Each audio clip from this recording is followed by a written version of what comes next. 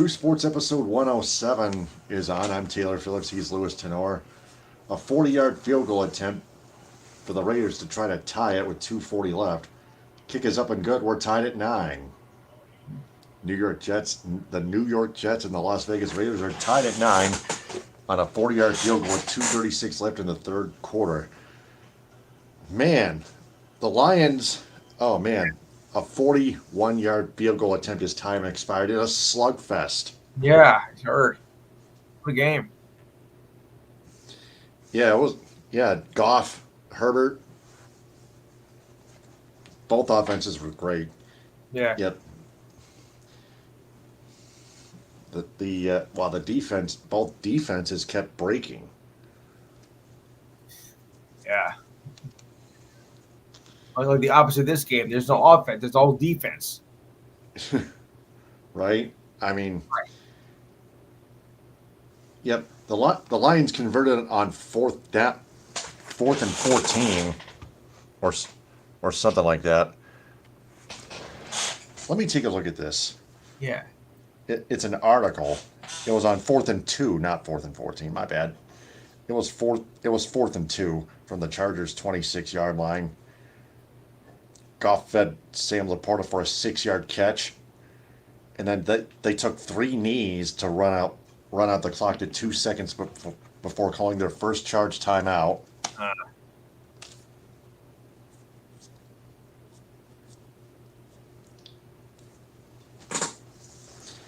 And then Riley Patterson drilled the 41-yard to end the game.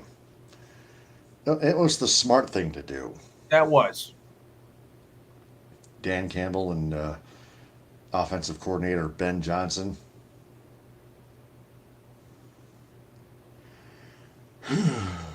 Lions improved to 7-2. They head home next week, take on the lowly Chicago Bears, Oh God. or 3-7. Lions will win easily. Yeah.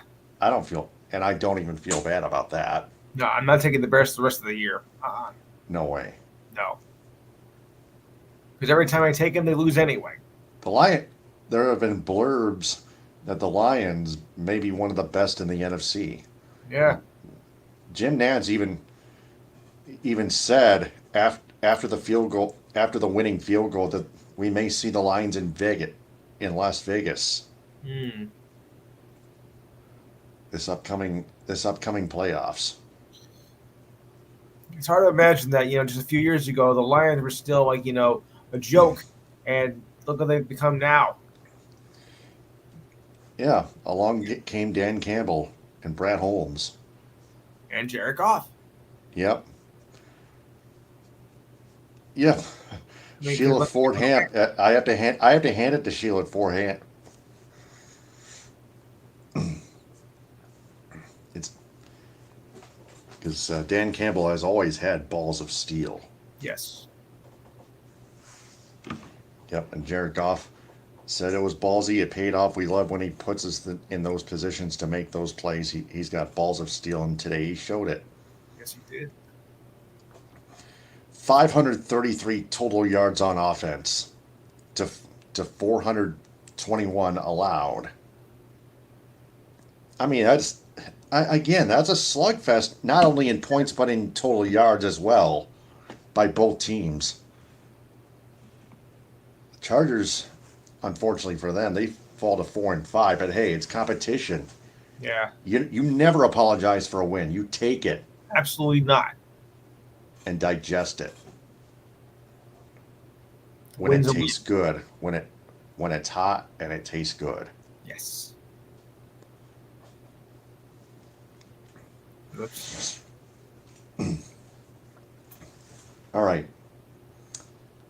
Still tied at 9.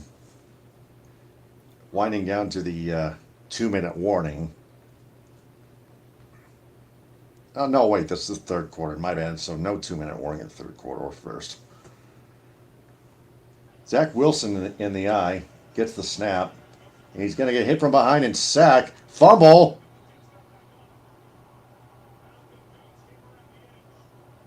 And it's recovered by the Jets. Prince with a hit from behind. The sack for the Las Vegas Raiders. There's Max Crosby out there. He was blocked pretty good. But, oh, yeah, it was Becton Sr. recovering the fumble for the Jets, who still have it.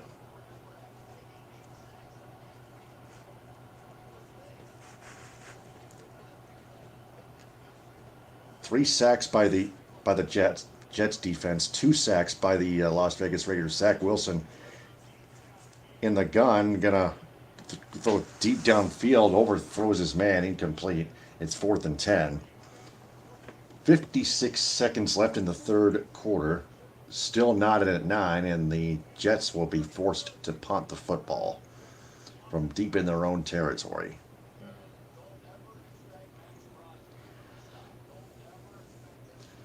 The only game left that the Lions have that's going to be a fight is in Dallas. You can bet that'll be after today's game, for sure. Yeah, Which I expect. it's at AT&T Stadium in Arlington. Ah, Yeah, so okay. Us.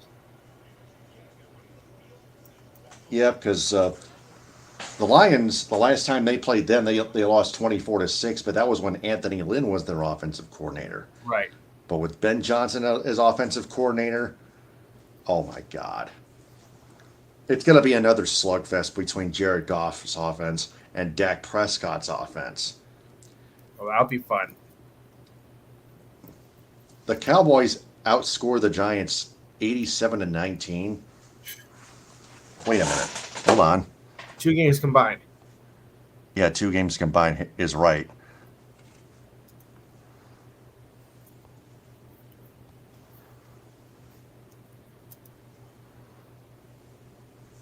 I'll be honest, though, I was not surprised by that at all. I mean, I kind of feel like Dallas is going to go in for this thing against the Giants, and they were going to just crush them, and they did.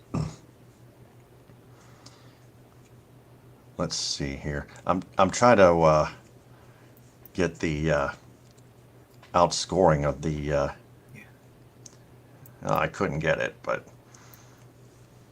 NFL.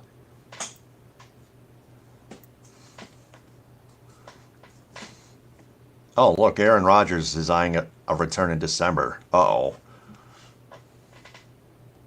Might be too little too late for the Jets, but Yeah. they still have a chance at a wild card. I think I get their act together right now. Yeah. There have been a total of 5 walk-off field goals, including the one from my Lions, Riley Patterson, from 41 yards out. Right. It's not too long, but it's 89-17. Cowboys outscoring the Giants 89-17. Either way, it's almost the same, but either way, it's just, man. Yeah. Cowboys are 6-3. Lions are 7-2. Bring on that competition, huh? Bring it on is right. Yeah.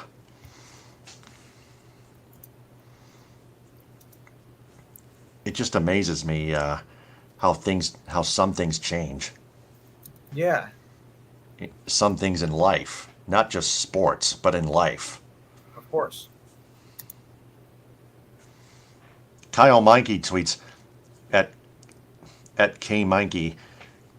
The Lions called a pass play, then Jared Goff walked to the line of scrimmage and realized that they had the wrong personnel on the field. But then David Montgomery turned it into Detroit's longest touchdown run since 2011, a 75-yarder. He just nearly stepped out of bounds. He stayed in bounds by just a hair, the thinnest hair of them all, hairline of them all. There's Max Crosby, the former Eastern Michigan Eagle, playing for Las Vegas. 2nd and 10, Raiders. O'Connell and his offense is on the field. 42 seconds left, third quarter, tied at 9. Raiders have it on their own 47. Here's a handoff to Josh Jacobs. Up the middle, first down, 40, 35, 30. There he goes, 20, 15, 10. Stiff arms a man, fumble. Loses it out of bounds. at about the 6-yard line where it'll be first and goal, Las Vegas. Heck of a run by Josh Jacobs. Yeah.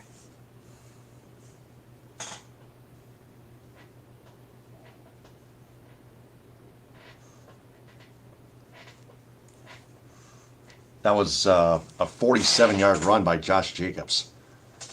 Here's Jacobs again up the middle. They're going to say he's out. By rule, it's the 13-yard line, but Jacobs on the next play takes it inside the 10. It takes it inside the 10 to end the third quarter as it runs out of time. It was first and 10, not first and goal.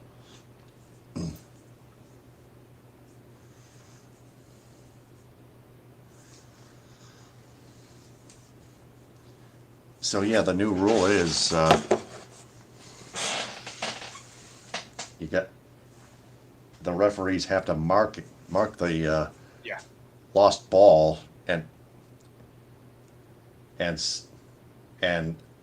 the exact yard line where it was lost, and then that's before the ball bounces out of bounds. So at the end of the third quarter, it's still tied at 9.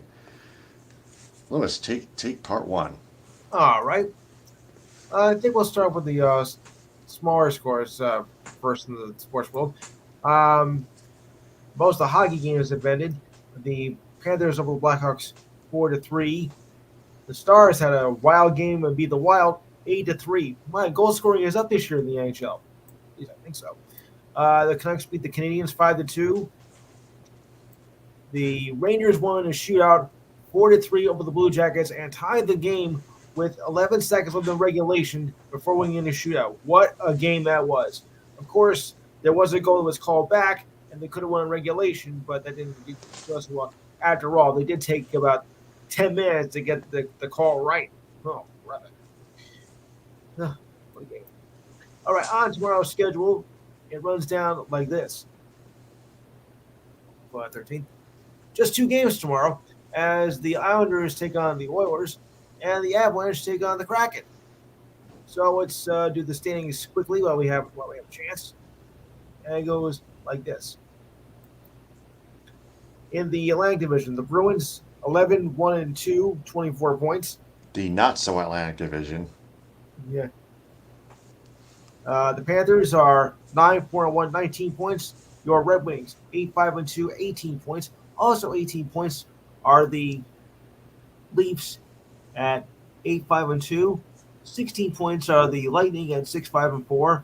The Canadiens 7-6-2, 16 points. 15 points are the Sabres at 7-7-1. Yeah, decent. And the Senators 6-7-0, 12 points. In the Metropolitan Division, ooh, I like this. The Rangers 11-2-1, 23 points. Oh yeah. Hurricanes 18 points at 9-6-0. The Capitals 7-4-2, 16 points. The Devils are starting to slip a bit now. 7-5-1, 15 points. Diane's gonna kill me. Flyers 7-7-1, 15 They're points. better than that. Yeah, they were. Pens 7-6-0, 14 points. Islanders 5-5-3, 13 points. Like I care. And the Blue Jackets, a lost cause at 4-7-4, 12 points. Central, the Western Conference, the Stars. Okay. Hold on. 2nd and 5, Josh Jacobs takes it up the middle but runs into a brick wall. 3rd and 4, gained a yard.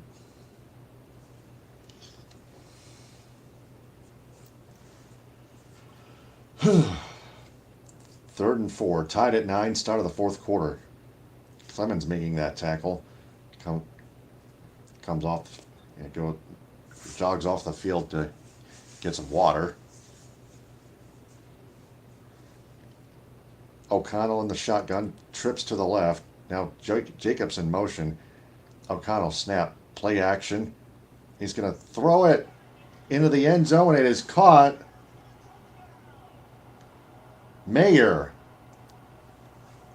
With 14:10 left in the fourth quarter, Whitehead thought he should have made a play, but it's 15-9 Raiders on the touchdown by Mayer.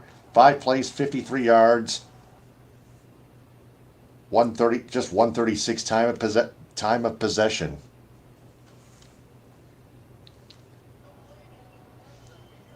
Oh man, looks like that pass rusher got yanked by the hand. Mayer's the tight end.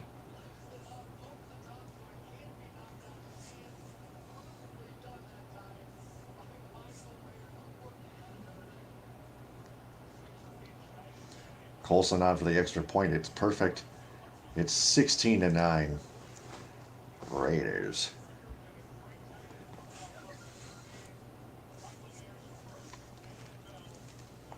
Okay. Numbers there. So, with 14-10 left in the fourth quarter.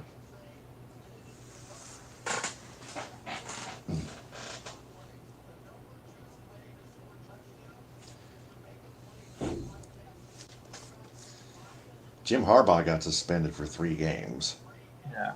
for the signs after just like a week after Connor Stallions resigned. Right. They must have took lessons from the Houston Astros. Oh. Oh. Yeah. Yep. But Michigan's going to try to fight it in court. Yeah. Michael Mayer's first career touchdown, first NFL touchdown. That is a tight end. So Carlson, not Colson, but it's Carlson, who perfectly nailed the extra point easily. We'll kick off for the Raiders with 14-10 left in the fourth quarter. The U of M, the University of Michigan, had filed a temporary restraining order to try to block Harbaugh, the rest of Harbaugh's 3-game suspension. Kickoff is a touchback, by the way. So Zach Wilson, the Jets come back onto the field. The Jets offense come back onto the field. 25 plays, 143 yards total, and 9 points. Since then, 17 plays, 81 yards, and 0 points.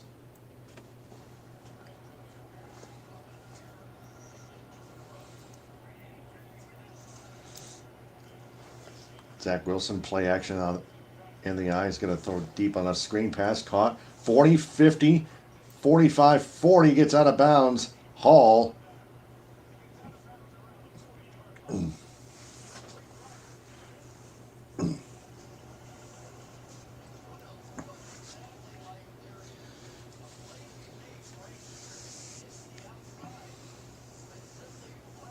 There was a recusal by a judge. So a new judge appeared. So there'll be a ruling this upcoming Friday. Right. So the investigation was not complete. Keep in mind when Big Ten Commissioner Tony Petitti laid out the 3-game suspension on Harbaugh. Wasn't So it might. surprised.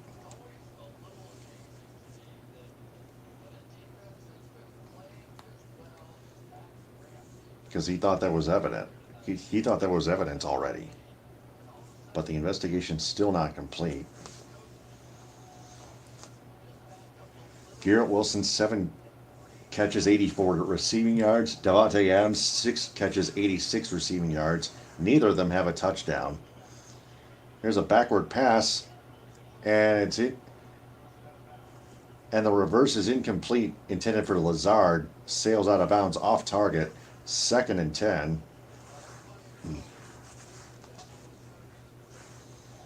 $12:44 left to play in the fourth quarter.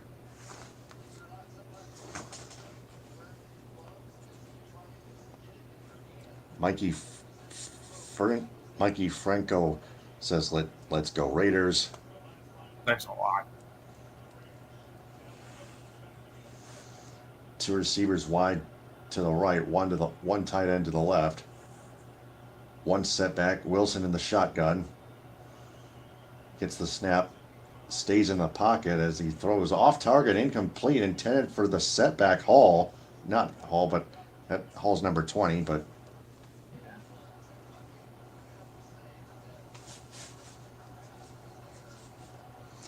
that's going to bring up 3rd and 10. That was a mess up right there. A big mess. 12:40 left to play in the fourth quarter. 16-9 Vegas.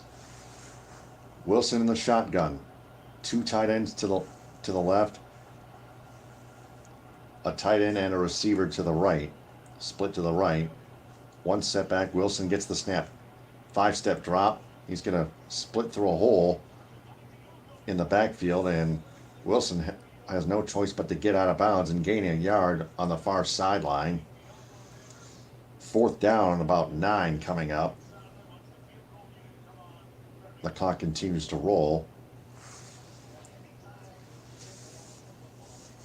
I believe the Jets are going to send out their field goal unit.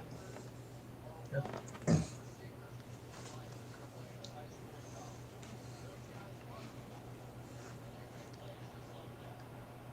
Greg Zuerlein on for a 45-yard field goal attempt, and it is up, and it is perfect. And it's 16-12 Vegas Raiders with 11:58 left to play in the fourth quarter. The Jets cut the Raiders' lead to 4. So, part 2. Okay. I just thought it was a smart move because you're still down by 4, so I don't know. Anyway, back to the standings here. In the Western Conference, the Stars are 10-3-1, 21 points. The Avalanche 8-5-0, 16 points. Jets 7-5-2, also 16 points. The Blues are 15 points at 7-5-1. The Coyotes are 7-6-1, also 15 points. The Wild 5-8-2, 12 points. The Blackhawks, who I thought was going to have a better year, are 5-8-0 at 10 points, and the Predators 5-9-0, also 10 points. I really thought Blackhawks are going to do better. To the West, the Golden Knights 25 points at 12-2-1. What else is new? The Canucks 11-3-1, 23 points. The Kings are 8-3-3, 19 points. The Ducks a respectable 7-6-0, 14 points. The Kraken mediocre at 5-7-3, 13 points after getting to the finals last season. The Flames 4-2, 10 points. The Oilers 3-9-1, 7 points. And the Sharks a miserable, pathetic, woeful 2-11-1, 5 points. Oh boy. Wow. Yeah. I mean, someone's going to be at the bottom, but to be at the bottom, I guess at this point in the season with only 5 points, boy. Quick NBA, all right. 2 minutes to go in the fourth. The Wolves are leading the Warriors 108-96.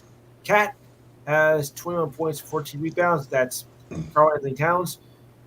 Seth Curry, 38 points. The Blazers are leading the Lakers 42-40, 6:10 to go in the second quarter. Grant has 8 points, and AD has 9 points. All the rest are finals as the Knicks over the Hornets 129-107 in an afternoon game.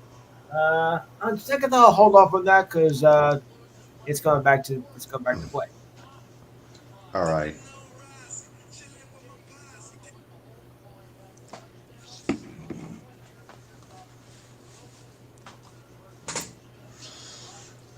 So the Raiders are going to get the football back on the kickoff after the 45-yard field goal by Zuerlein.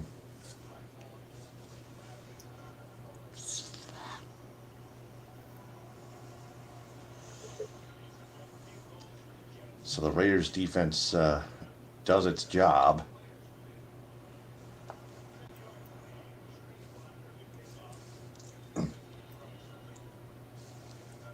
After the Jets offense messes up, a kickoff is a touchback, and Sean O'Connell, comes back onto the field with his Las Vegas Raiders offense. Still 11:50 left to play in the fourth quarter.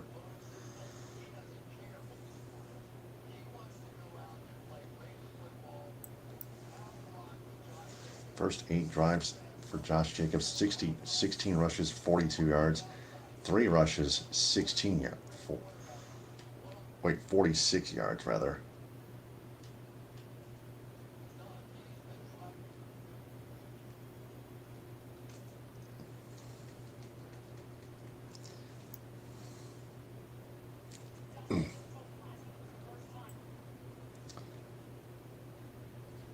O'Connell tried to throw it deep downfield, but it was incomplete as the Jets rushed 6.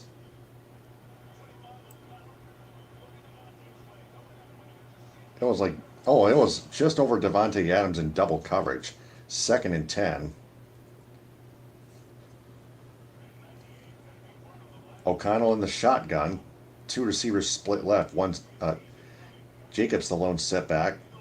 Snap, handoff to Jacobs up the middle. Just barely stays on his feet after getting tripped up. Gets taken down close to the first down, about a half-yard short. Make it almost a full yard. It's third and they'll still call it 3rd and 1.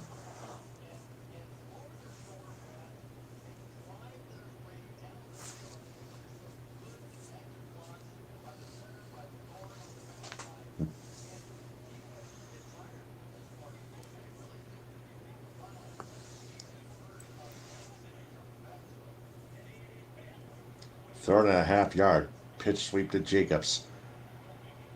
And he gets taken down just a hair past the first down marker. I think he got it.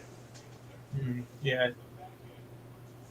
Yeah, that's a first down. Yeah, that's got it. One official signaled first down.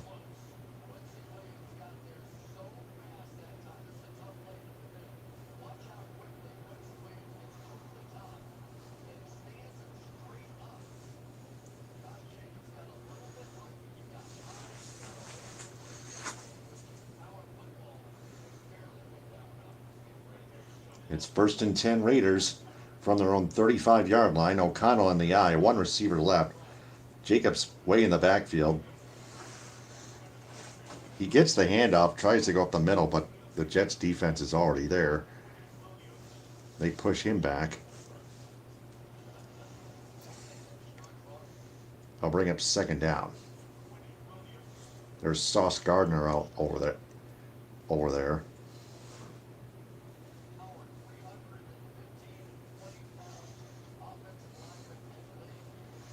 Quinnen Williams made that last tackle. O'Connell, a backward pass to Jacobs complete. Try to set up a screen. Jacobs gets outside the 35, still short of the 40. That's it. 3rd down and a little bit more manageable. Down to 9.5 to go in the 4th quarter. Still 16-12 Raiders. 3rd and 8, a gain of 2 for Jacobs.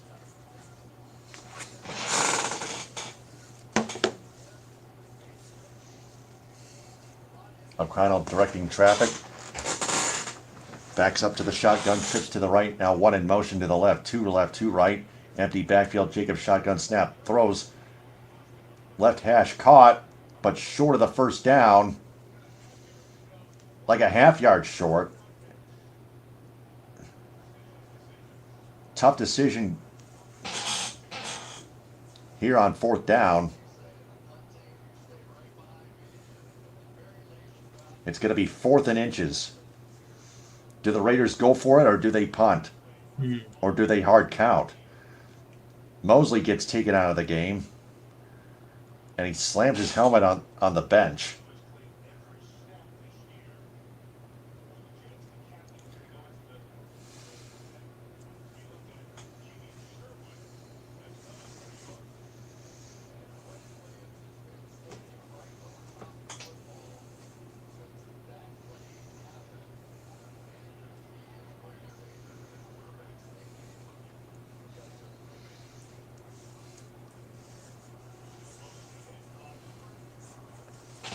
And it looks like the Raiders are going to go for it. They're going to try a hard count.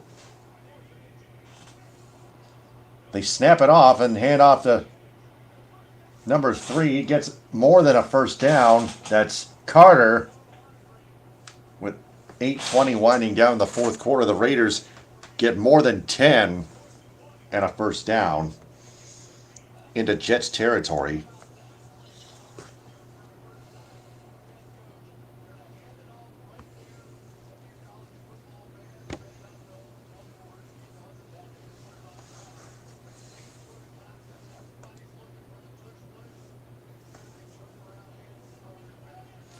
to the Jets 41-yard line. O'Connell in the eye. Snap, handoff to the lone setback. Fumble on the play up the middle, but I think it's recovered by the Raiders. It is recovered by the Raiders. Down to 7.5 to left in the fourth.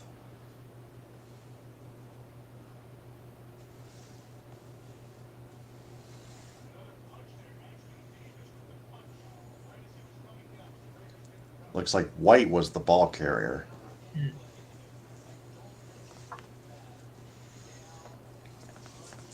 It's going to be second and shorts, or not short, but second and 5. Jets rush 6. O'Connell in the eye. Almost movement, but he hands off to Jacobs. Gains like 2 or 3 yards. Oh, man. And they push him forward for the first down. Now that is teamwork. First down Raiders. Yes.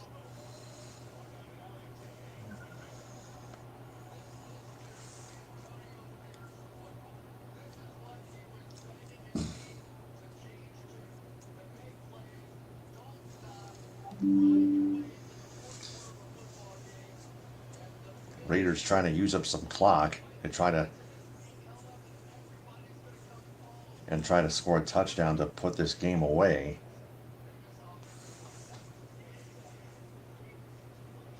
Here's a handoff to Jacobs in the shotgun. Gets to the 25, inside the 25 to the 24. Jets think there's a fumble recovered by them. Hang on a minute. There is a fumble. There is another fumble. Hold on. Oh, man. This could be interesting here.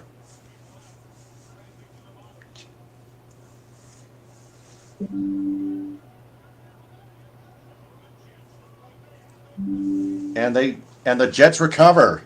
Yes. Wow. With 5:58 left in the fourth quarter, Jacobs disagrees. Jacobs disagrees. The Raiders want the officials to review this.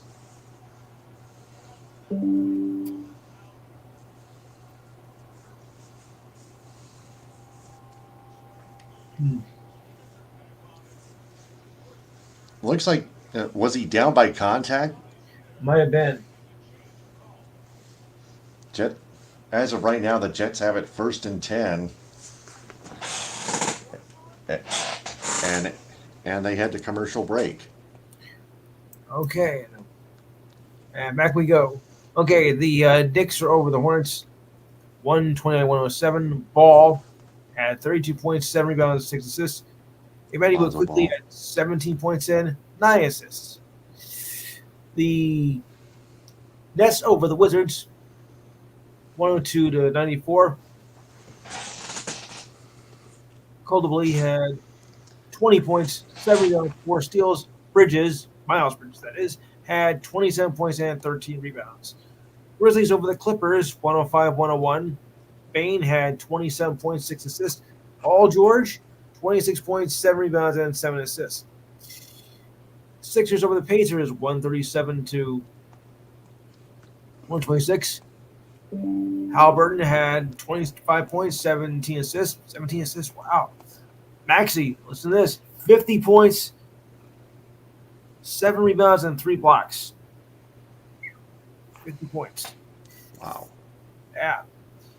That's defense right there. That's Bulls a two-way player. 119-108. Sorry. Pistons 2-9. Yeah. Knox had 18 points. Vonnegut had 21 points and 12 rebounds. Kevin Knox led the Pistons in scoring with 18. Yep. Hard to imagine this. Kate Cunningham's better than that. Yeah. Rockets over the Nuggets. 107-104. The Joker had 36 triple-double, 36 points, 21 rebounds.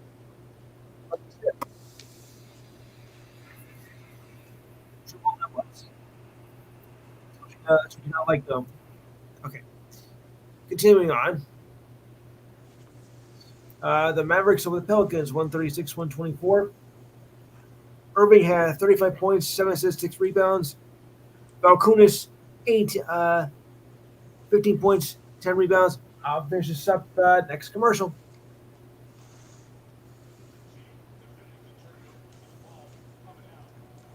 All right, so there's the replay again. Nope, they're not going to review it. Oh, either that or the call stood. Wilson throws, caught at the 40, outside the 40. Lazard. And it's first and on the first play of the drive, it's 1st and 10 Jets. We'll get the exact official spot on this, but it's more than 10 gained by Lazard on that catch. He bobbled a little bit, but they're at the 40. They're at their own 41, going left to right. Wilson in the eye, snap. Throws complete short side to Garrett Wilson. Lost his balance, had to get out of bounds at around the 45. We'll get the official spot, but it's 2nd down coming up.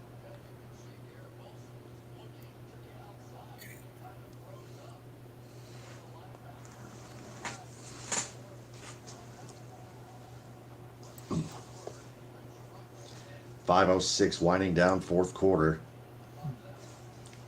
Jets are down 4, 16-12. They need a field goal is not enough. They need a touchdown. Not even enough to tie. They need a touchdown. That's what I was saying before, because Pass to Hall complete inside the 50 into Raiders territory, down to about the 47-yard line for a 1st down. What were you saying, Lewis? That I don't think it was a good idea for go out field goal because you'd still be behind. You were trying to Exactly. Yeah, it wasn't a good move. Yeah, we all know how that one goes.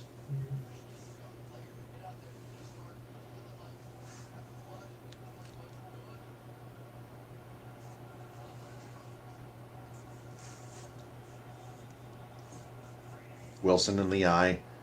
Got Hall as the lone setback. Zach Wilson, that is. He's going to throw it to his tight end complete. Gets hit but stays on his feet to the 40-yard line. They'll bring up 2nd down.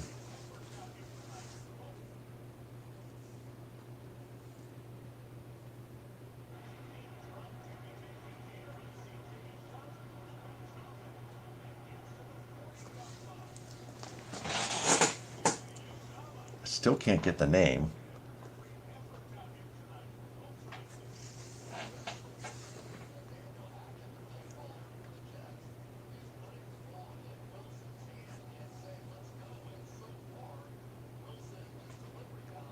Come on, show me the name, damn it. It was all plays here, second.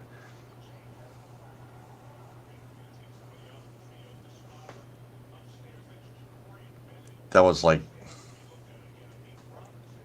Ozuma Bennett. It's now 2nd and 4. 3:44 left as Bennett comes off the field. Officials timeout for an injury. Pausing the clock at 3:44 left to play in the 4th quarter. Jets are trying to use up some clock to try to score a touchdown at the end of the game, at the end of the 4th quarter.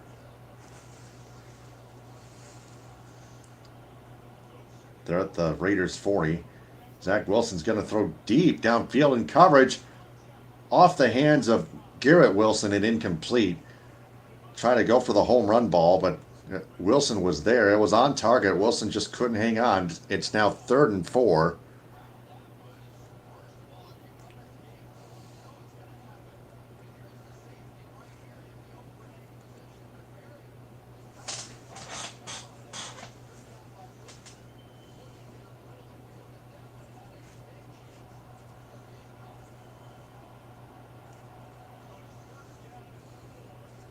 He was a double coverage, but man, he still had it, but he couldn't hang on. Wilson in the pistol. Gets the snap, stays in the pocket after dropping 3 steps, throws, caught. Conklin first down, just barely a first down.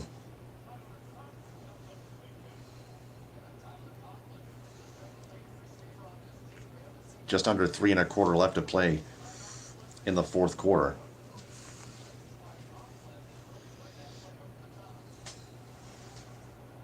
Pistol formation. Wilson throws, overthrown, incomplete. It was Lazar, the intended receiver. It looked like he was grabbed from behind. No flag.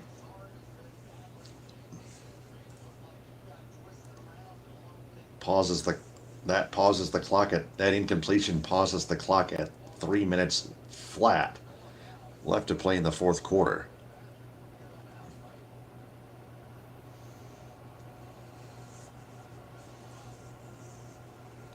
You think that should have been pass interference? Yeah, I think so. Trips to the left. Hall the lone set back. Wilson, shotgun snap. Drops back. Now scrambles to the right. Throws. A diving catch short of the first down. Ozuma, the tight end. It's going to be 3rd and short.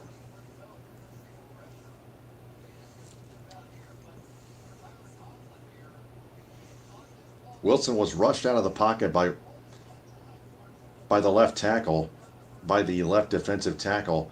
It was Conklin, not Ozuma. Check that. That's Conklin. 3rd and 2 at the 28. Wilson shotgun throws quickly. Almost dropped, but caught by Garrett Wilson at the 22 for a first down. And that'll take. And with time winding down, time will wind down to the 2-minute warning. So the Jets will have it 1st and 10 from the Las Vegas Raiders 22-yard line at the 2-minute warning, trailing 16-12. Well, at least we got a game here. Okay. So anyway, we have. I don't know why I'm getting these people fast. Morons. Okay, so here we go. Back to the NBA here. As the Heat over the Spurs, 118-113. Bam Adebayo, a.k.a. Bam Bam, 24 points, 11 rebounds, 6 assists. And Johnson had 20 points, 12 rebounds, and 6 assists. The Thunder over the Suns, 111-99. Jai Alexander had 35 points and 7 rebounds. KD, 28 points and 9 rebounds. And let's just see if more scores at the bottom here. Oh, yeah. And the Wolves over the Warriors, 116-110. Edwards finishes with 33 points, 7 assists, 6 rebounds. And Curry finishes with 38 points. All right, we'll check the schedule for tomorrow. And it's a fairly decent schedule for tomorrow. So only 4 games. The Knicks will take on the Celtics at 7:30. Yuck. The Wizards take on the Raptors at 7:30. 8 o'clock, the Bulls take on the Bucks. And at 10, the Cavaliers take on the Kings. By the way, the Knicks and Celtics and Cavaliers and Kings will be on NBA TV. Well, actually, the first game we blacked out my area because it's represented by MSG. Makes sense. All right, so quick look at the standings. The Sixers are 8-1, have a 1-game lead over the Celtics at 7-2. The Heat 6-4, along with the Pacers. That's 2.5 back. The Hawks and Magic are 3 back. That's 5-4. Also, the Knicks are 5. Actually, the Hawks, Magic, Knicks, the Bucks are 5-4, 3 back. That's 5-5, 3.5 back, and the Raptors 4-5, 4 back. Back at the conclusion, the 2-minute warning.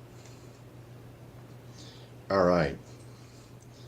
16-12 Raiders. Jets have it 1st and 10 on the Raiders' 22-yard line, going left to right. Zach Wilson to the shotgun. 1 receiver left, 2 right, 2 split right. 1 setback. Wilson's going to drop back to pass. Throw short side, caught by Hall. Dragged down at the 20. Looked like a face mask, but by the other Hall, number 37 for the Las Vegas Raiders. Let's take a look at the replay. Nope, no, it's not a face mask. It grabbed by the shoulder.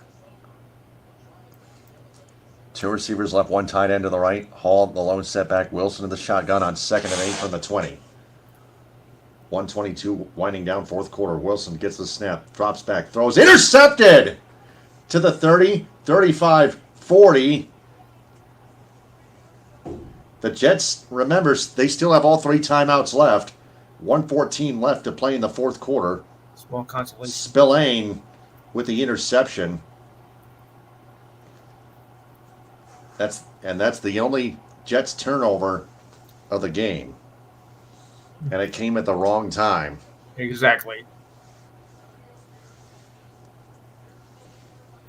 Spillane, the linebacker, made the interception.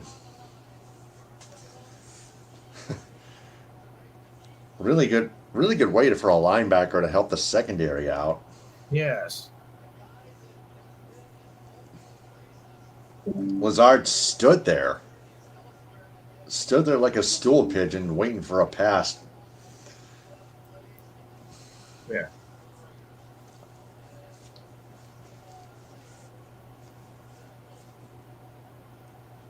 And Spillane took it right away.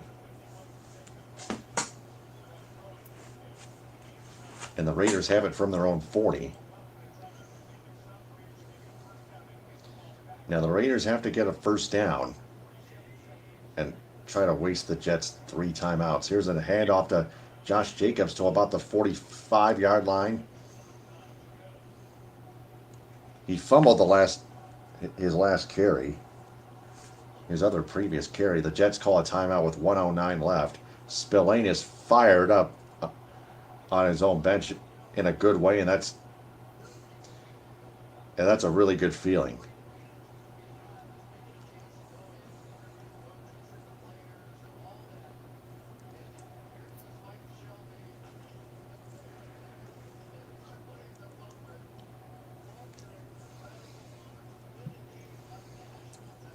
Second down coming up.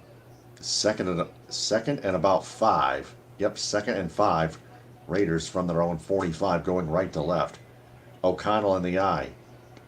Hand off to Jacobs up the middle. Not going to get anything. Maybe a half a yard. That's going to bring up 3rd down. 16-12 Raiders. Jets have to call their second timeout. They do. With 1:04 left.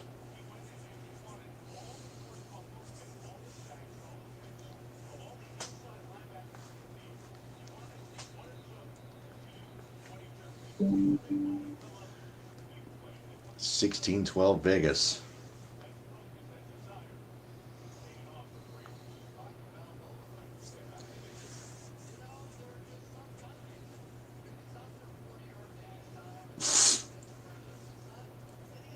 That's a big turnover. That was a big turnover.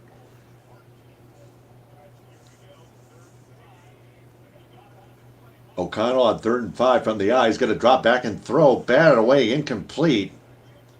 That'll pause the clock at exactly 1 minute flat left to play in the fourth quarter. The Jets need to save their.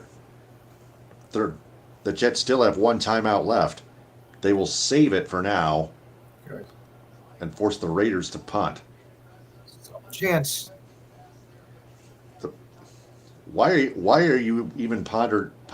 Why do you even ponder passing? Yeah.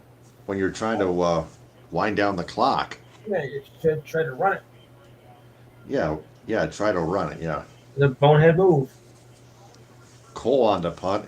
This is going to be his fifth punt on the night.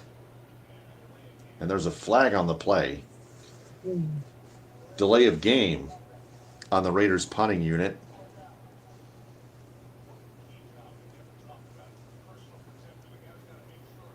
It's going to be force a repeat of 4th and 10.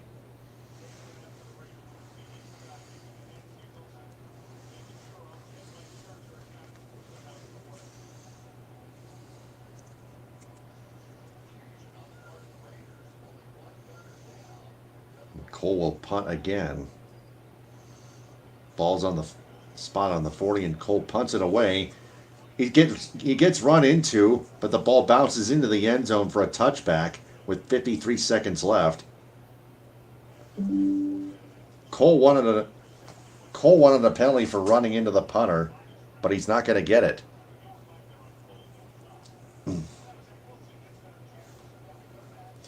So the Jets offense, led by Zach Wilson, are going to start from their own 25-yard line.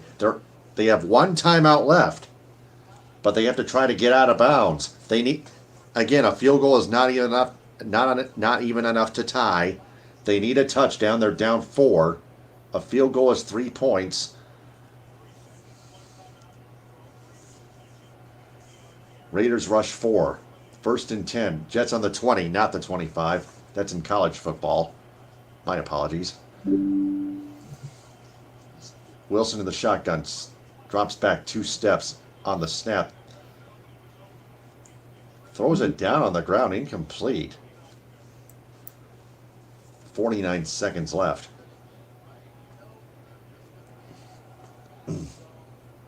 Did that look like intentional grounding to you? Yeah, it did. It might have. No flag.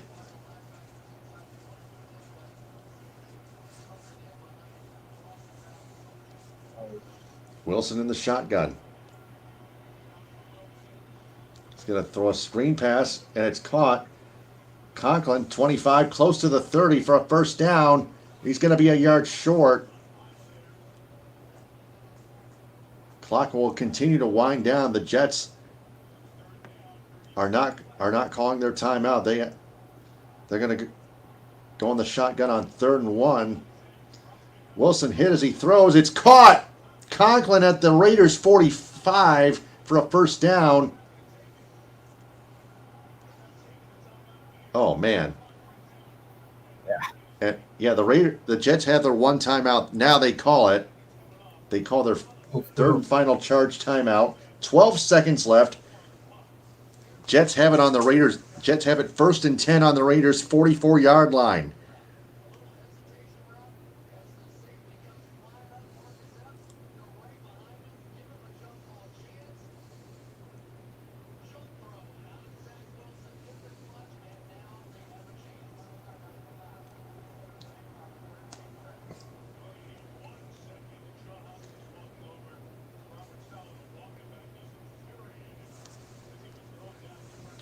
Jets head coach is having a discussion with the officials.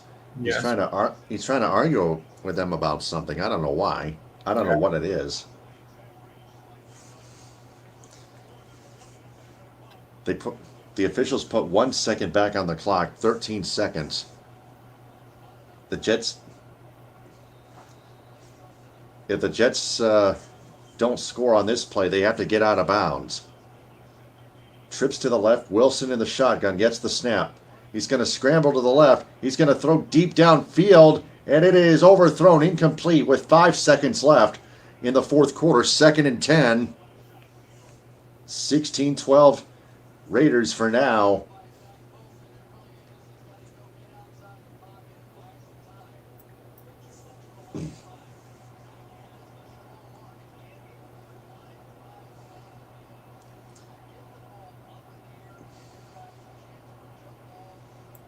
Number 82 was his man, Gibson with a P. All right, this is it. 5 seconds left. 2nd and 10 on the Raiders 44, and the Raiders call up their second charge timeout.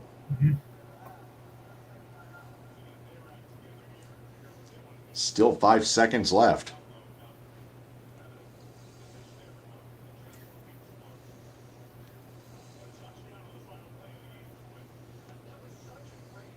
The Jets need a Hail Mary now.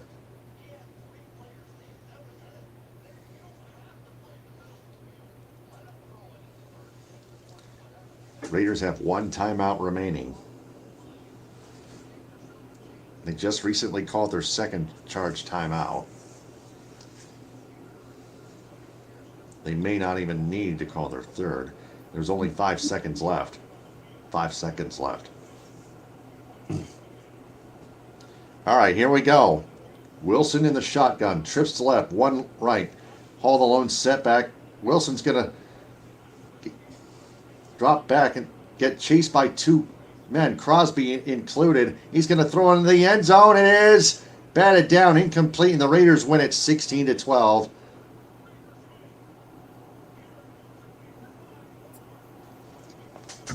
There were three Jets in the vicinity of that pass. They could not hang on. Max Crosby, one of the two pass rushers, and the Raiders win it 16-12 in Vegas at Allegiant Stadium. The Raiders improved to 5-5, and the Jets dropped to 4-5. Yeah. Not where it needed to be. Yep. Franco left a blank comment, to be honest, but anyway, Raiders win it 16-12.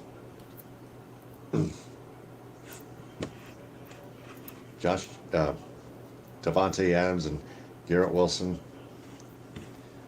show their sportsmanship towards one another. So, it's all yours. Okay, just got that final score in. All right, so now we'll go back to the NBA.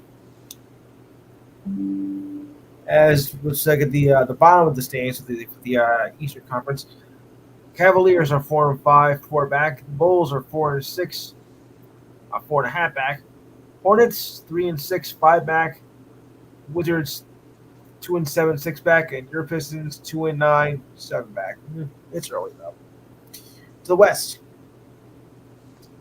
we have a tie right now between the Nuggets and Mavericks at 8-2. The Wolves are 7-2, a half game back. Rockets a game and a half back at 6-3. Thunder 6-4, 2 back. The Warriors 6-5, 2.5 back. The Kings 4-4, 3 back. The Lakers mediocrity at 3-5, 4-5, 3.5 back. And the Pelicans, the Suns and Pelicans are 4-6 at 4 back. Also 4 back is the Blazers, but they are 3-5. Clippers are 3-6, 4.5 back.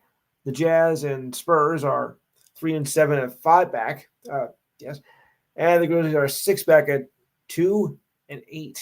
Ugh. Ah, well. All right, so that takes care of that. Now on to the NFL. As mentioned, the Raiders beat the Jets 16-12. Zach Wilson had 263 passing yards, 1 interception. Jacobs had 116 rushing yards on 27 carries. And Garrett Wilson, no relation, 93 receiving yards. The Colts over the Patriots 10-6. Gardner Minshew had 194 passing yards, 1 interception. Stevenson had 88 rushing yards on 20 carries, and Douglas had 84 receiving yards. Texans over the Bengals 30-27. Possible rookie of the year, C.J. Stroud had 356 passing yards, 1 interception, 1 touchdown. I said possibly. Singletary had 150 rushing yards on 30 carries and 1 touchdown. Brown, 172 receiving yards. Vikings over the Saints, 27-19. Just my rotten luck. Dobbs had 268 passing yards, 1 touchdown. Chandler, 45 rushing yards, 15 carries, and a touchdown. Hockenson, 134 receiving yards and 1 touchdown. Steelers over the Packers, 23-19. Love had 289 passing yards, 2 touchdowns, 2 interceptions. Warren had 101 rushing yards on 15 carries, 1 touchdown. Reed, 84 receiving yards and a touchdown. Buccaneers over the Titans, 20-6. Mayfield had 278 passing yards, 2 touchdowns, 1 interception. White, 51 rushing yards on 20 carries, and Evans had 143 receiving yards and a touchdown. 49ers had a field day over the Jaguars, 34-3. Former Mr. Irrelevant, Brock Purdy had 296 passing yards and 3 touchdowns. McCaffrey had 95 rushing yards on 16 carries, and Kittle 116 receiving yards, and a touchdown. Best game of the day here, the Browns against the Ravens. Browns won 33-31. Jackson had 223 passing yards, 1 touchdown, 2 interceptions. Ford, 107 rushing yards. Cooper, 98 receiving yards. Cardinals over the Falcons, 25-23. Murray had 249 passing yards, 1 touchdown. Robertson had 95 rushing yards on 22 carries and a touchdown. McBride, 131 receiving yards. Good game here as well. The Lions over the Chargers, 41-38. Goff, 333 passing yards, 2 touchdowns. Montgomery, 160 rushing yards on 12 carries and a touchdown. And Allen had 175 receiving yards and 2 touchdowns. A 75-yard touchdown, like I mentioned before, for David Montgomery. Welcome back. Yes, welcome to it. The Cowboys over the Giants, 49-17. This game went exactly as I thought it was going to go. Prescott had 404 passing yards, 4 touchdowns and 1 interception. Dowell, 79 rushing yards on 12 carries and a touchdown. Cooks, 173 receiving yards and a touchdown. And finally, the Seahawks over the Commanders, 29-26. Former Jet Geno Smith, 369 passing yards, 2 touchdowns. Jerk. Walker, 63 rushing yards on 19 carries, and Robinson Jr., 119 receiving yards and a touchdown. All right, so we'll go to these standings. First, of course, we have tomorrow's game. That's the Broncos taking on the Bills. And your bye week teams this week are the Chiefs, the Rams, the Dolphins, and the Eagles. All right, so now we'll check the standings, and we go like this. AFC East, Dolphins have the lead, 6-3-0, followed by the Bills at 5-4-0. Jets are now, Bills are 5-4-0. Jets are 4-5-0, counting this loss, and the Patriots 2-8-0. When was the last time you saw that happen with the Patriots? Before the Tom Brady era, my goodness. Okay, to the north, Ravens 7-3-0. Steelers and Browns 6-3-0. I like it. And the Bengals 5-4-0. Yep, all teams in that division are above 500. I like it.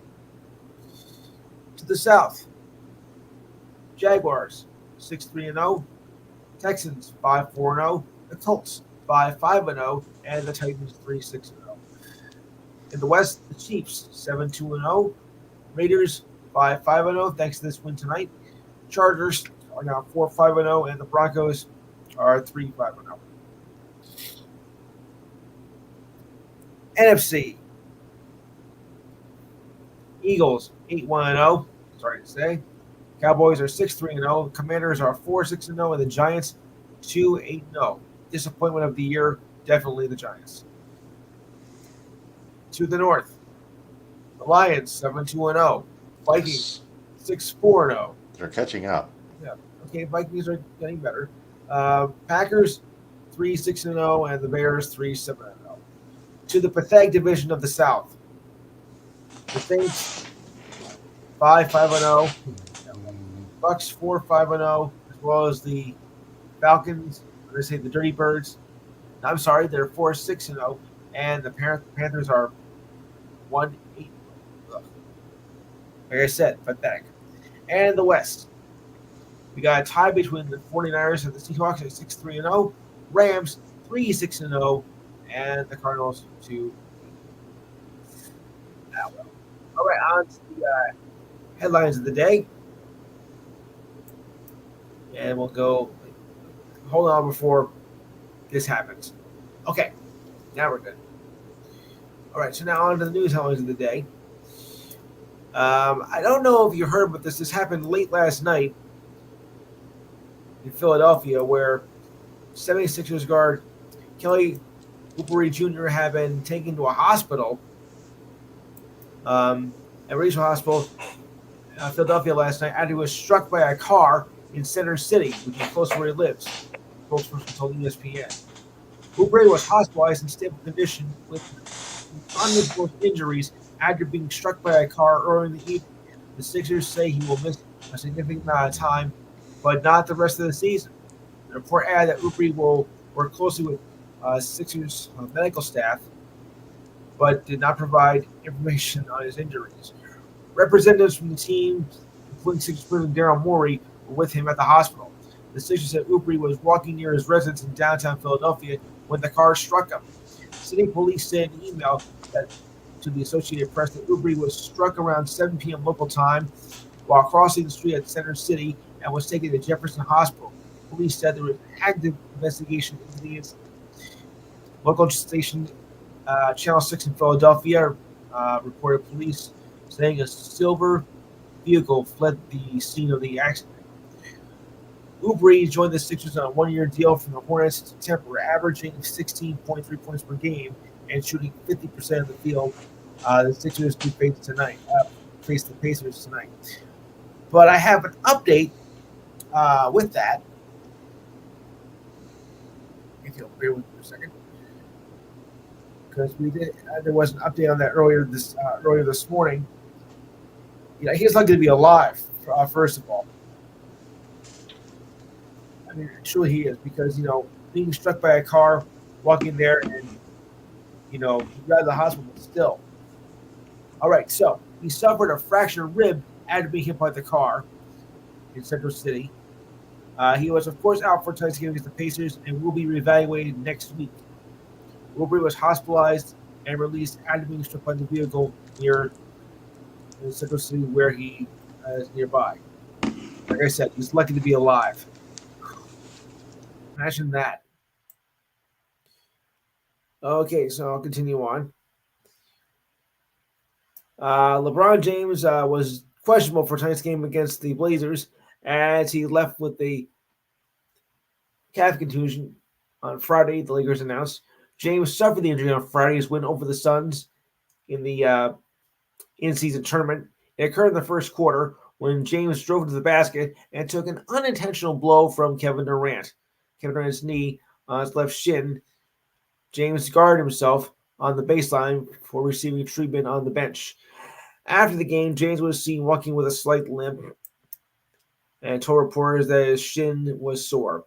It never loosened up, James told reporters of the shin. It just had got locked up, so I had to keep my composure, making sure I was okay, trying to keep loose and stretch out as much as possible, play the game and be effective as possible. Despite a slow start at 4-5, LeBron is averaging 25.2 points per game with 8.4 rebounds and 5.4 assists. But it sounds like he's doing all the work.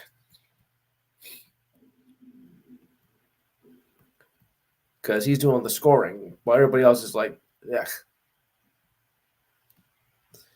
Grizzlies coach, Taylor Jenkins, was fined $25,000 for publicly criticizing of the officials of the league. That was announced today. Saddle up, says Jenkins. He said that, not me. Said post-game conference after loss Friday to the Jazz, dropping the Grizzlies to 1-8 on the season, and called the officiating just plain ridiculous. Well, he called it something worse, but I kept it clean. Jenkins was very disturbed about the Grizzlies' power forward, Jaren Jackson Jr. After he was ejected with 4.5 minutes left in the third quarter, Jackson gestured to the official Carl Lane in an angry manner, protesting no calls on consecutive possessions. He is one of the most professional players out there and gets a double technical foul, and the excuse was, he charged at an official. Jenkins said it's called de-escalation. Our team is fighting their you-know-what off, and then this happens, Jenkins said. The interactions among the officials are a complete disrespect. I know it's coming. It's unbelievable. The look on the faces when I'm trying to engage in conversation to defend our teams, and they're playing their hearts out. Jenkins was fined $15,000 for criticizing officials against the Wolves in Game 4 of their 2022 series, where he said, "I never saw such horrible officiating as what I just saw." Yeah, of course, this is nothing new. criticizing the officials have been going on at the NBA for quite some time now. So this is just the latest chapter. Doesn't surprise me at all. Yeah. Continuing on. All right, got some other news from last night. Blazers rookie guard Scooter Henderson will miss 2 to 3 weeks with a bone bruise in his right ankle. The Blazers made this statement yesterday that the diagnosis was made after the reveal of an MRI. Henderson missed the last 3 games. He injured his ankle on November 1st against the Pistons. How about that? The number 3 overall pick, Henderson was averaging 8.8 per game with 4.4 assists and 2.2 rebounds. The Blazers also announced that center Robert Williams III will undergo surgery to repair ligament damage in his knee and will miss the rest of the season. Washington Wizards guard Delon Wright suffered a right knee sprain and will be evaluated again in 3 weeks' time. Sources told ESPN that Wright will miss 4 to 6 weeks with the sprain to his MCL. The injury occurred on Friday in the in-season tournament, the game where they lost to the Hornets on Friday night. Wright, as a 9-year vet, has appeared in all 8 games for the Wizards this season and is averaging 5.0 points, 4.4 assists, and 2.5 rebounds as a reserve. Wright is in his 2nd year with the Wizards. The former number 1 first-round pick has played for the Raptors in his first 4 years, also had stints with the Grizzlies, Mavericks, Pistons, Kings, and Hawks before coming to the Wizards. And tomorrow the Wizards will play the Nets. Continuing on here. Okay. All right. Clippers coach Tyronn Lue said the first minutes Friday's game was a work of art. As for the rest of the game, it was anything but that, as they lost to the Mavericks, and put it like this: we are still a work in progress.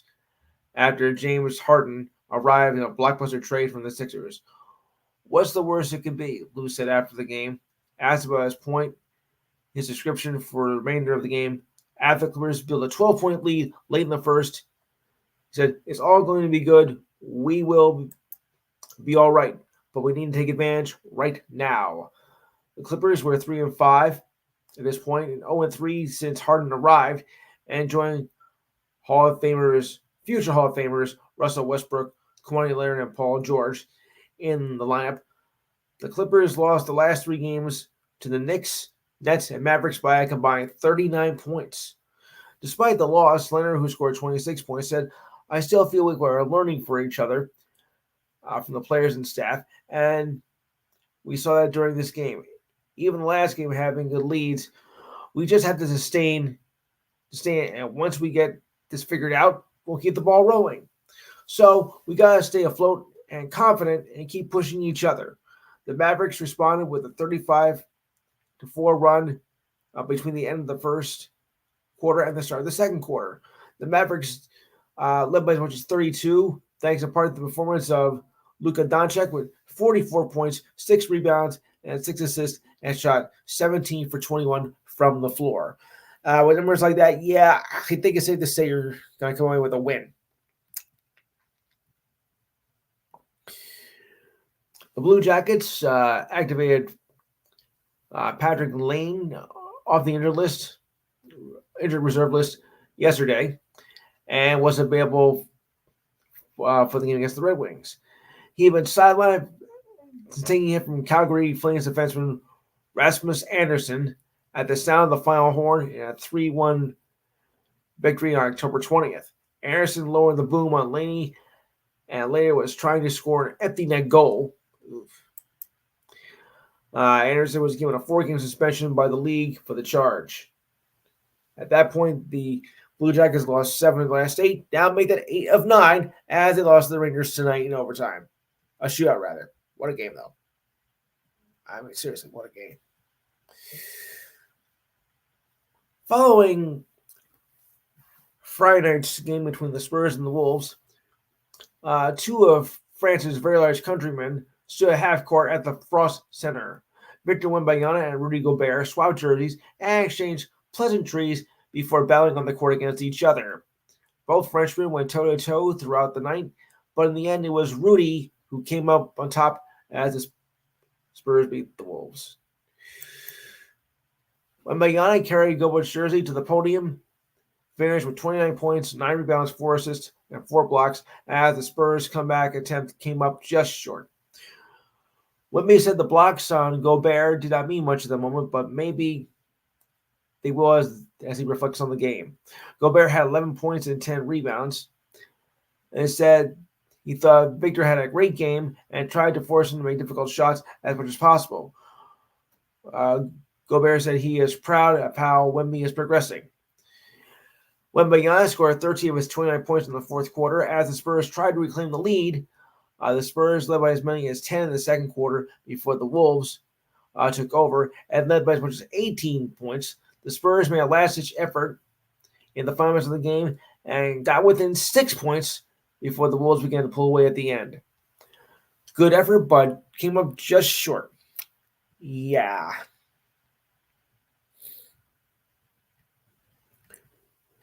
Oh, and for you hockey fans out there, especially for the Pens, I got some news for you. The Pens will retire the number Jaromir Jagr, number 68, on February 18th. He said, "I'm coming home to Pittsburgh," said on social media. Jagr played 1,733 regular season games during his 24-year career. He ranks fourth in games played and in goals with 766, fifth in assists with 1,155. Only Wayne Gretzky has more points than Jagr, which comes to 2,857 points. Jagr was with the Pens for 11 seasons and won 2 Stanley Cups with Pittsburgh. Yes, I do remember that.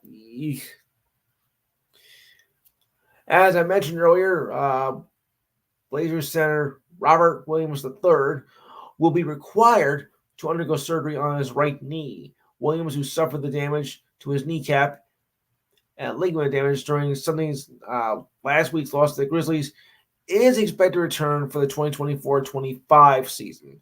He is expected to undergo surgery this week, according to sources. He also suffered a torn meniscus in his left knee in March of 2022. Williams had his best season in the 2021-22 season when the Celtics went to the NBA Finals. He averaged 10.0 points, 9.6 rebounds, and 2.2 blocks per game. Bad break. Okay. Just 2 days after the Greek Freak was ejected for 2 unsportsmanlike conduct fouls, he scored 54 points in a game on Friday night despite a loss to the Pacers. Tyrese Haliburton, who had 3 point with 90 seconds left, finished with 29 points and 10 rebounds, and Benedict Mathurin had 26 points and 11 rebounds for the Pacers, who gave up an 18-point lead and had to drive from 10 points down in the fourth to win by a single point. Giannis finished 1 point behind his career high, but threw away a pass with just over a minute left in the fourth. And was stripped by Mathurin with 30 seconds left. Both the Bucks trailing 122-121. Giannis finished with 19 for 25 from the field and 16 for 18 from the three-throw line, and had 12 rebounds, but committed 8 turnovers as well. That's the downside of it. "I did take care of the ball in the last 2 possessions," said Giannis, according to the Milwaukee Journal-Sentinel. "I had to shoot the ball. I did not shoot the ball, but we were able to get the win." Yeah, you need to shoot the ball well. That's what it is. You didn't shoot it well enough. That's the way I look at it. Okay. Seattle Kraken forward Jordan Elbury was forced to miss Thursday's game against the Avalanche after suffering a cut to his leg from a skate blade during practice. Head coach Dave Hackstall said after the morning skate on Thursday that Elbury was day to day right now as we move forward. Elbury arrived at the rink with his teammates. He suffered the cut during practice on Wednesday. General Manager Ron Francis told the Seattle Times that Ebrey suffered a cut near his quad muscle and underwent an MRI to determine the severity of the injury. Hackstall said that Ebrey underwent a procedure to make sure that they went through and discovered everything that went on with him. The injury to Ebrey comes nearly 2 weeks after former NHL player Adam Johnson died after his neck was cut by a skate blade during a game in the English Hockey League. Elbury has one goal in 13 games this season, along with 3 assists so far. The injury has prompted the Kraken to call up prospects Shane Wright and Ryan Winterton from the AHL. Wright was the Kraken's first-round pick in 2022, and Winterton was the third-round pick in 2021. Wright appeared in 8 games last season for the Kraken, while Winterton is playing his first season after coming from the juniors.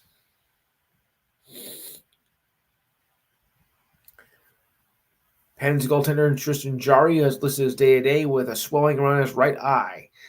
He was cut in a collision with Adam Henrique, the forward for the Anaheim Ducks, in the second period in Tuesday's win. Pens coach Mike Sullivan said additional testing ruled out a possible concussion on Jarry, so that was good. The only challenge that his eye is closed with the swelling, so he has a little bit of limited vision with just the swelling of his eye. Sullivan said on Thursday, when the swelling goes down, I think he'll be ready to go. Magnus Hellberg came in to finish the night. The Pens won overtime 4-3.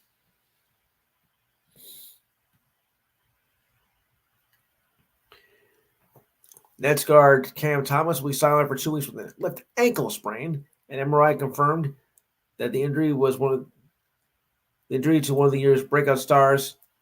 The Nets made the announcement back on Thursday. He was injured when he stepped on the foot of Clippers forward PJ Tucker in Thursday night's win against the Lakers. The 30-year player is averaging 27 points, 26.9 actually, 3.8 rebounds and 2.1 assists in 8 games with 7 starts. This first-round draft pick has averaged 8.5 points as a rookie at 10.6 points last season. Okay. All right, on to some other news now. I can clear this stuff off. All right, here we go. I just found this about an hour ago. Texas A&M has fired head coach Jimbo Fisher today. That resets the pentagram for coaching buyouts and opens up one of the country's most interesting jobs. The move is expected to cost the school more than $76 million to buy out Fisher's deal, which is nearly triple the highest coaching contract buyouts in a public college or university, whatever the case may be. According to the terms of the contract, Texas A&M will owe Fisher $19.2 million within 60 days, then pay him $7.2 million through 2031. There is no offset or mitigation of those payments, which begin 120 days after being terminated. After a careful analysis of all the components related to Texas A&M football, I recommended to President Mark Welsh and Chancellor John Sharp that a change in leadership was needed for the Aggie football program in order to reach their full potential. And extended my decision set by Texas A&M Athletic Director Ross Bjork in a statement. We thank Fisher for the time, and we wish him well in the future. Fisher went 45-25 in 6 seasons at Texas A&M and signed a 10-year deal worth $93 million, guaranteed back in 2021. The deal was given in part because of the potential at the time Fisher was heading to LSU. Fisher was informed of the decision this morning, and Elijah Robinson will serve as interim coach.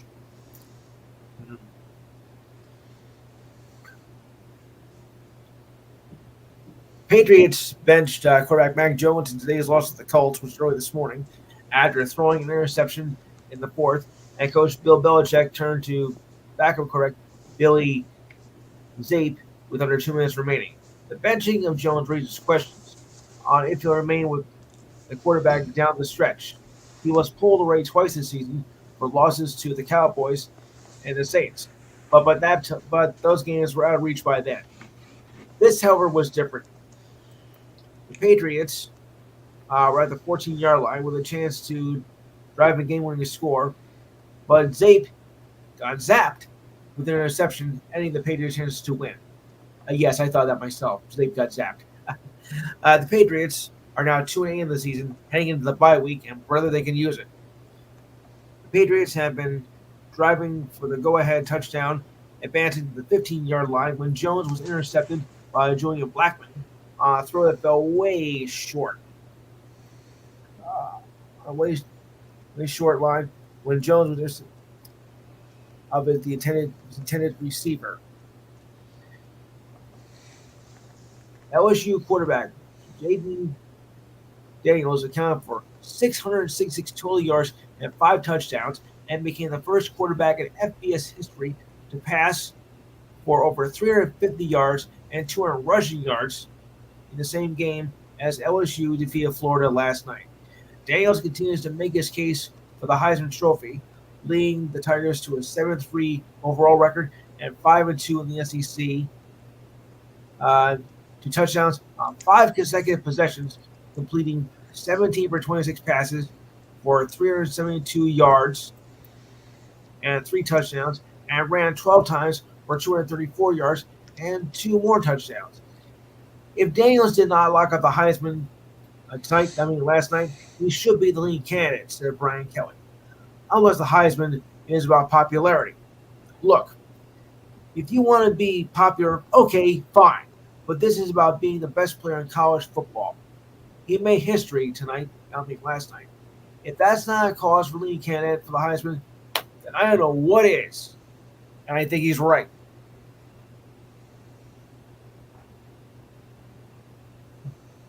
That's gotta be a cause. All right. A few more notes here. Right. And we already mentioned about Michigan football's coach Jim Harbaugh, but that didn't really surprise me at all, to be honest. I figured he was going to be in some kind of punishment. Okay, we have a very tragic story here in the NFL, well, football in general. Former NFL quarterback DJ Hayden was one of 6 people killed in Houston yesterday after a car ran through a red light and caused a collision with another vehicle. Hayden was just 33 years old. According to police reports, 2 of his former college teammates, Zach McMillan and Ralph Orgawu, were also killed in the crash. So it was tragic. The driver of the other vehicle was also killed in the crash, that according to the Houston Chronicle. Police said 4 people were pronounced dead at the scene and 2 died at the hospital. A woman was transported to the hospital from the crash with life-threatening injuries. Hayden, a 2-time All-American Conference honoree with Houston, made headlines after a collision of practice in 2012 caused a tear in his heart. He was then discharged a week later from the hospital and signed with the then Oakland Raiders and was selected 12th in the 2013 draft. Hayden also played for the Lions, Jaguars, and Commanders. He had 328 tackles with 4.5 sacks, with 4 interceptions, and 4 forced fumbles in 92 games with 41 starts. McMillan was an All-American Athletic Conference selection at quarterback. He played for the Cougars from 2010 to 2013. Oragwu played on the offensive line from 2009 to 2013. It's a shame. Okay, and now to one of our idiots of the week, as Saints wide receiver Michael Thomas was arrested on misdemeanor battery charges and criminal mischief, according to the Kenner police.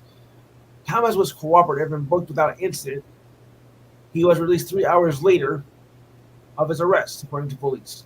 Thomas was arrested After following an altercation with a man doing construction in his neighborhood, the man stared at Thomas and yelled at him for parking in front of his house and issued verbal threats.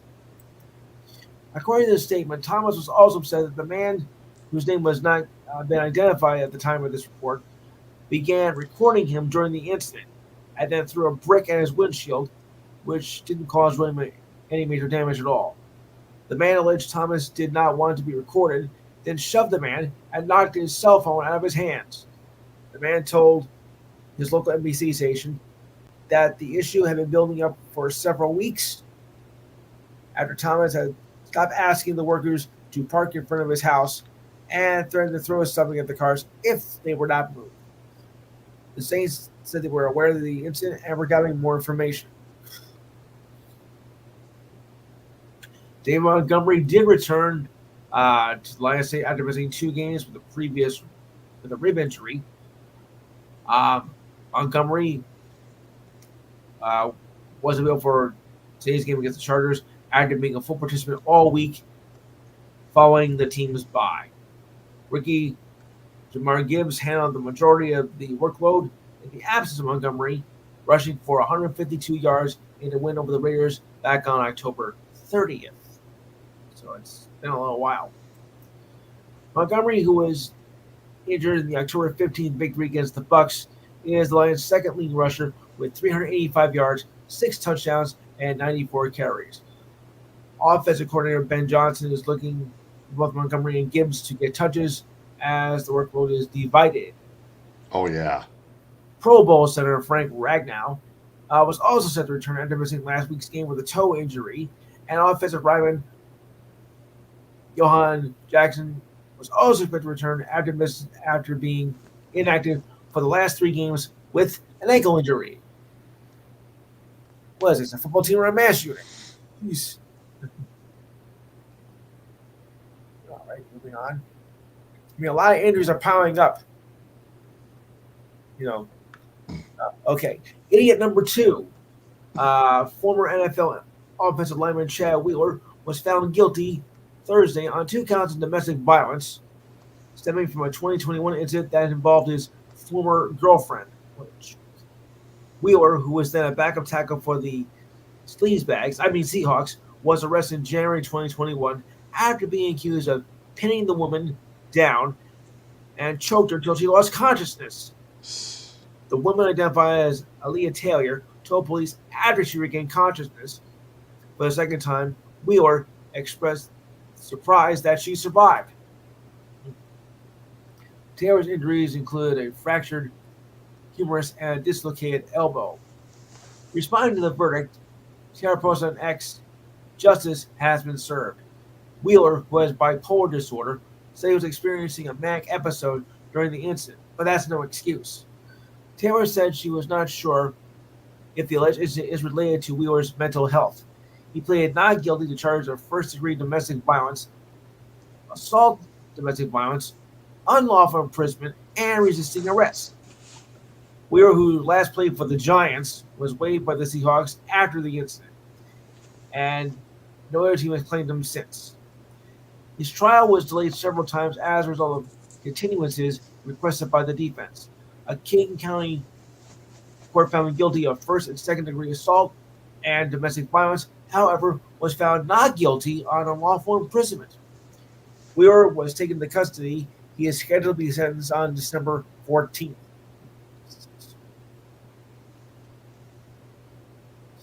So that's 2 idiots of the week so far. Yeah, we got a lot of those. We got a lot of those as well. The Jets got to demote Hackett, says Giovanni Rosario. Vikings All-Pro receiver Justin Jefferson says he will not play a game again until his hamstring is completely healed. For the record, it was his right hamstring. The hamstring is a difficult injury because it lingers, then it returns if you don't treat it right. Jefferson made his first public comment since the injury on October 8th. But he's right, if you don't treat it properly, it'll just linger. Head coach Kevin O'Connell has experienced similar sentiments following Jefferson's recovery, during which the Vikings The Vikings have won 4 games in a row and are now right in the playoff race. O'Connell said it would be a bit aggressive for him to return this week against the Saints, meaning the earliest he would return in the game against the Broncos. The deadline to add to the roster would be November 29th, which is their bye week. But Jefferson is a no-brainer that he'll return as soon as he's ready, no matter what position the Vikings are in at that point. Since his injury, the Vikings have lost their top 3 quarterbacks, Jalen Hall, Nick Mullins, and Kirk Cousins, all to injury. Of Jefferson's 360 career catches, 354 of them have been thrown by Cousins. And my cousin. Jackson is also continuing under the terms of his rookie contract after both he and the Vikings failed to reach a contract extension.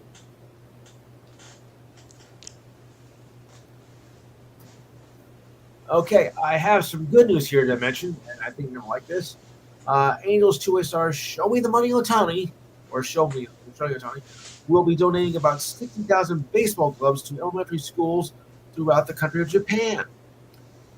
Ohtani, who has spent the last 6 seasons with the Angels, announced on Instagram on Wednesday that he'll be donating the gloves to school children throughout the country. More here. Ohtani said, "I'm happy to announce that I'll be donating about 60,000 youth gloves to every elementary school in Japan. That comes to about 20,000 schools. I'm hoping the kids can race happily, live entry through the game of baseball. The gloves donated by Ohtani are from New Balance, one of his corporate sponsors." Okay. Corey Seager and Marcus Semien, the World Series champion Texas Rangers, won the Silver Slugger Award, while Rangers won the first American League Offensive Team of the Year. The Braves won the National League Offensive Team of the Year. These are new awards. The award is determined by a combination of offensive stats and fan vote for the finalists between the final week of regular season games, the period of September 25th to October 1st. Both Braves led the league home runs scored, RBIs, hits, and average slugging percentage this year. This is the third Silver Slugger Award. This is the third. Having won Nationals Silver Slugger Award in back-to-back years in 2016 and 2017, as for Seager, that is. This is the second for Semien, who won with the Blue Jays in 2021. Matt Olson won his first Silver Slugger Award in his second season with the Braves. Ronald Acuna Jr.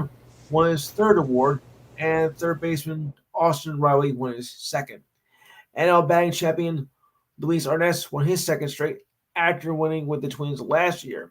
Yanni Diaz of the Rays won his first, and Mookie Betts won his sixth. Wow, his sixth. As a matter of fact, I think I have something on with the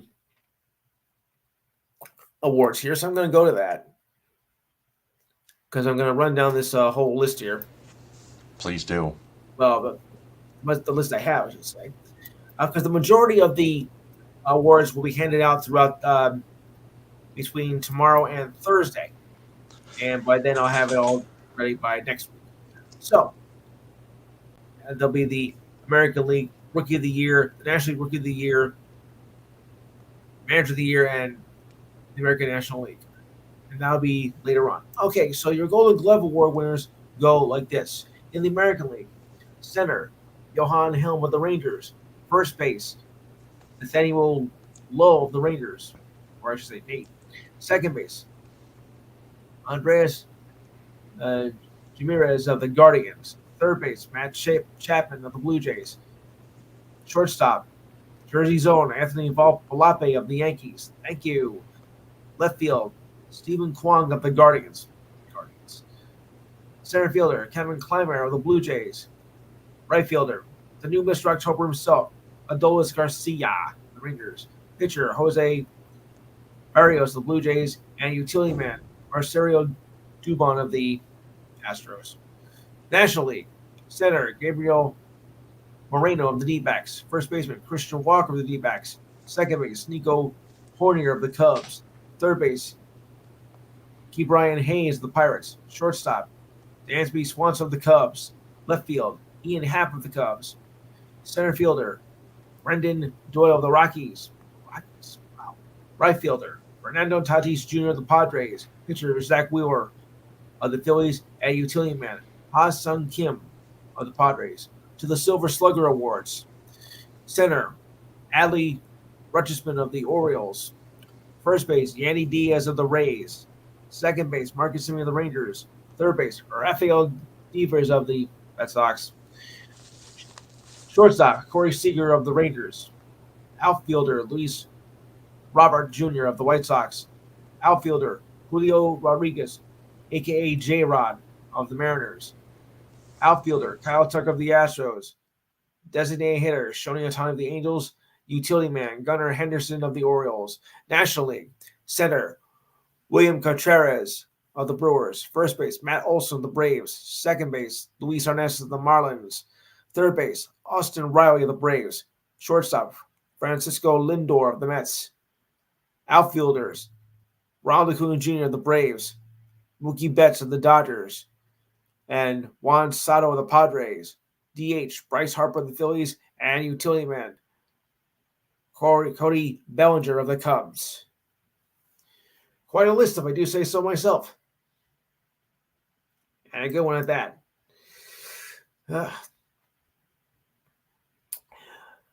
Jets coach Robert Saleh said back on Wednesday that he and quarterback Zach Wilson are on the same page. So we think. There has been some speculation that Saleh was being mandated by his superiors of keeping Wilson in the lab. Saleh replied, "No, we're on the same page, despite any conspiracy theories thrown out there." Saleh may have contributed to the narrative with a comment he made on the Michael Kay show, which is here in the New Jersey area, asked why he was not starting Trevor Siemian. I'm not saying nothing.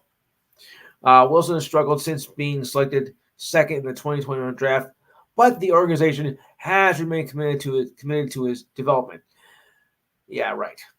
Even being benched twice last season and replaced by Aaron Rodgers, the Jets had stood by Wilson with the hope that he'd be the successor to Rodgers. I don't think so. It has not worked out since replacing Rodgers in Week 1. Wilson has failed to throw for a touchdown in 4 of his 7 starts. He has 31 out of 32 quarterbacks in total rankings and has only managed 8 touchdowns and none in last Monday's loss to the Chargers. In their entire history, only twice have the Jets failed to score fewer than 8 touchdowns in 8 games. That was back in 1976 and 2000. And I actually remember both of them. Saleh's other options are backup Tim Boyle, 0-3, and Siemian, the former Broncos starter, who was signed to the Jets practice squad in September. The pressure is building to make a change. The Jets believe they have a championship caliber defense now at 4-5 and don't want it to go to waste. At 4-5, you don't have a championship caliber defense, buddy. Forget it. Yankees owner Hal Steinbrenner, George's boy, questioned both the former and current players along with staff on whether to keep Aaron Boone before deciding on the Yankee manager who will return next season. The Yankees faded from playoff contention mid-August and finishing with an 82-80 record and missed the playoffs for the first time in 7 years. It was awful. We didn't accomplish squat. We didn't make the postseason. We didn't win a series or anything, Steinbrenner said during an online news conference on Tuesday. The fans did not get anywhere close to what they had deserved. Steinbrenner gave a stern message as he addressed the staff last month during 3 days of meetings in Tampa. I told him this season is not acceptable that we had a winning record. That's not an accomplishment. That is a requirement as far as I'm concerned. Oof. Boone replaced Joe Girardi before the start of the 2018 season, finished with a 509 and 361 record, but has not reached the World Series since 2009. Before deciding to retain Boone, Steinbrenner consulted with former players Andy Pett, Nick Swisher, and current star Aaron Judge, and a pair of former general managers who were hired as advisors last offseason. Boone is entering the final season of his contract. Steinbrenner says he typically does not consider early extensions. The Phillies have decided to go with two-time MVP Bryce Harper as their first baseman of the future, and moving on from Rhys Hoskins. Ooh. Phillies president of operations Dave Dombrowski said on Tuesday that the front office and manager Rob Thompson came to the conclusion that Harper is the best option at first base. Harper made 36 starts this season, while Hoskins tore his ACL in spring training. Oh boy. Harper has been an outfielder for his entire career until he had Tommy John surgery last November. He is a good fit at first base. He returned on May 2nd, earlier than expected, where he hit .293 with 21 home runs and 72 RBIs in 126 games, and helping the Phillies advance to the NLCS, but lost to the Diamondbacks in 7 games. Dombrowski also said he informed Hoskins about the team's plan. Dombrowski added there would not be enough bats for Hoskins in a lineup that features Kyle Schwarber, who takes a lot of plate appearances as the designated hitter. The Phillies are also expected to have an experienced talent in the infield with Harper at first base, Brian Scott at second, and Alec Boehm at third.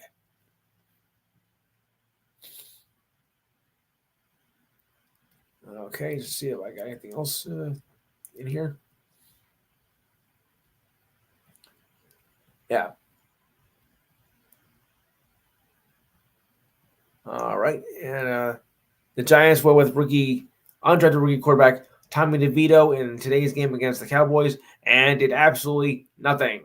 He took the place of Saquon Barkley and the injured Danny Dimes Jones, who tore his ACL in his right knee, and backup Tyrod Taylor was out with a ribcage injury.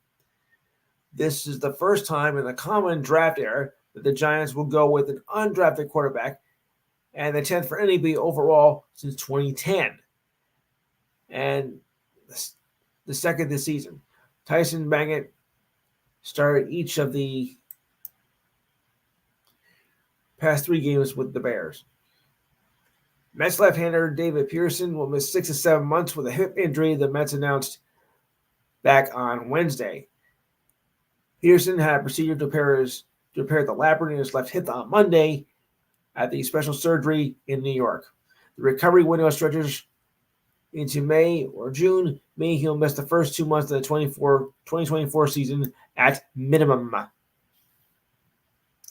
He posted a 3-8 record with a 5.0 ERA in 27 innings with 21 starts this past season, striking out 128 batters, walked 50 batters in 11 innings. And the Mets went crash and burn this year. I mean, because they had 102 wins last season, and this season they fell off the edge of a cliff. How humiliating is that? All right, so we just want to check one more, I think, NBA score before I wrap it up, because we did have one more. With 45 seconds to go in the fourth, the Lakers leading the Blazers 112-106. Mays has 15 points and 12 assists, and AD has 32 points, 13 rebounds, and 6 assists. Okay, I'm going to wrap up. I'll turn back over to you, Taylor. All right. I am immortal. I have inside me blood of kings. I have no rival. No man can be my equal. Send me to the future of your world. Lyrics of the Princes of the Universe from Queen. Remember that show Highlander? Yes, I do. Yeah, there we go. That is a lot more. That is a better hype. That should be a better hype song for the Michigan Wolverines football team rather than Killer's Mr. Brightside. That sucks. And many Michigan fans think it sucks too. Yeah, I prefer Queen Princes of the Universe. I prefer Queen over the Killers anything. Or, right. Well, however you may slice it, it kicks more ass Right. Remember, folks, than the other one, and whereas the other one does not kick any. no. Oh, wait, there is one other thing I want to mention. For those of you who follow MLS, like all maybe three people, the Columbus Crew beat Atlanta 4-2. Columbus take the series 2-1. All right, so that's True Sports episode 107. We may or may not have episode 108 because the Bills are playing the Broncos, and I think the Bills are going to rout them. I think so. Yeah. So if it's a rout, then we will not be on it. Otherwise, and vice versa. So we'll talk to you all sometime at some point. So for Lewis, I'm Taylor. Stay true, everyone, and remember, believe it or not, it's true sports. Ta ta. Good night, folks.